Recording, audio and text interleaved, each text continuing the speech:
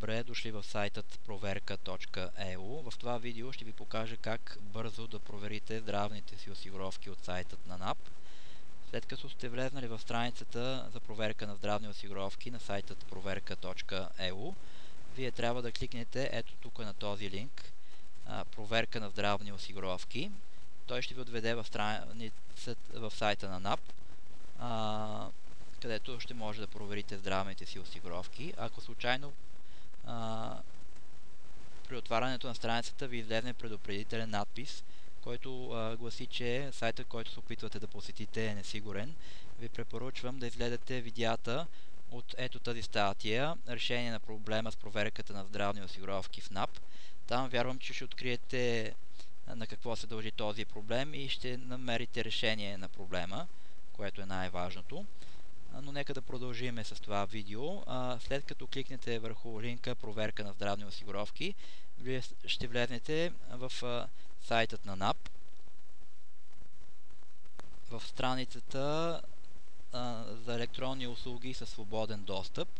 За да проверите здравните си осигуровки, вие трябва да кликнете ето на този линк тук. Справка за здравноосигурителния статус. След като кликнете върху него, ще ви се отвори нова страница, подобна на тази. Тук, както вероятно се досещате, трябва да въведете вашето ЕГН и да натиснете бутона Продължи. Пред вас ще се зареди нова страница с картинка, върху която има изрисувани по-скоро цифри. Вие трябва да изпишете въпросните цифри ето в това поленце тук и да натиснете бутонът Направи справка.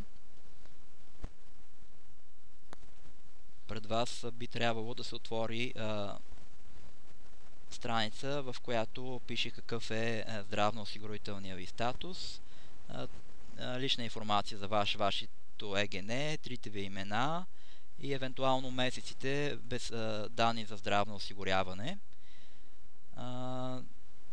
Надявам се видеото да ви е било полезно. Ще ви бъда благодарен да подкрепите сайтът с проверка.eu, като гласувате посредством социалните бутони в него.